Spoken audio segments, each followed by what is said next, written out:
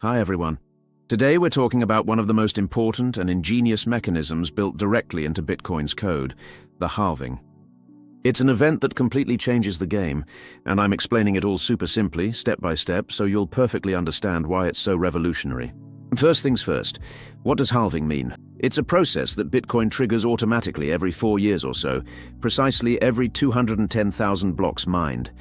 What happens is dead simple.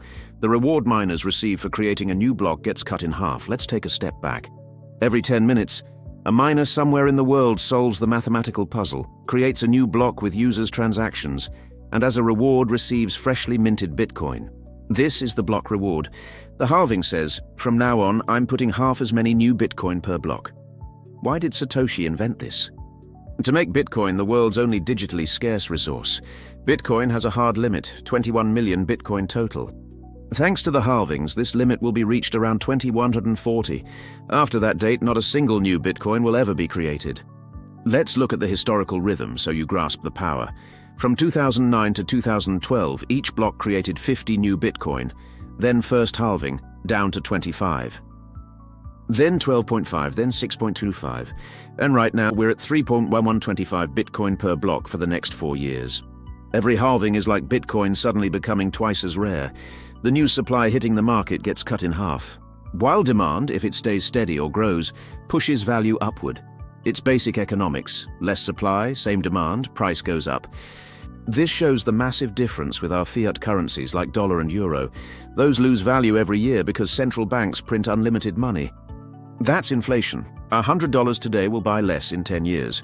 Bitcoin does the exact opposite. It becomes deflationary. Over time, fewer and fewer new Bitcoin enter circulation, while existing ones can gain value.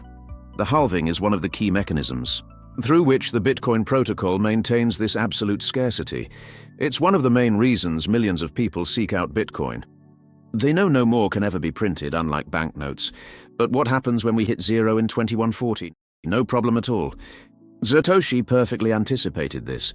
Miners will stop receiving new Bitcoin as block rewards, but they'll continue validating blocks for transaction fees.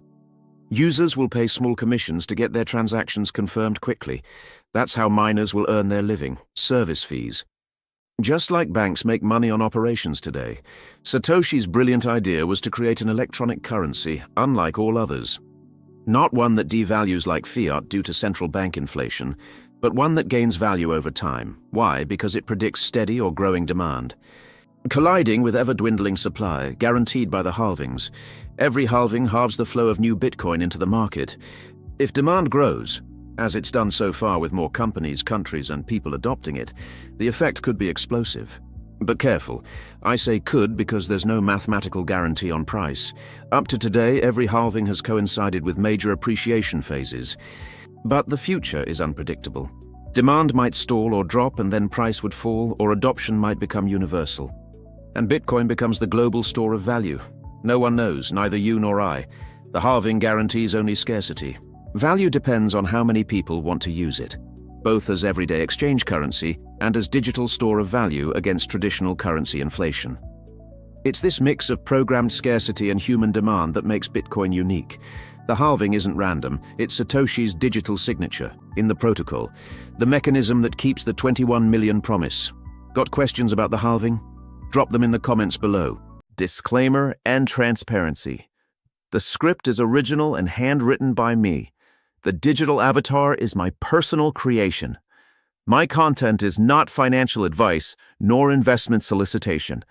Study and always do your own research before investing.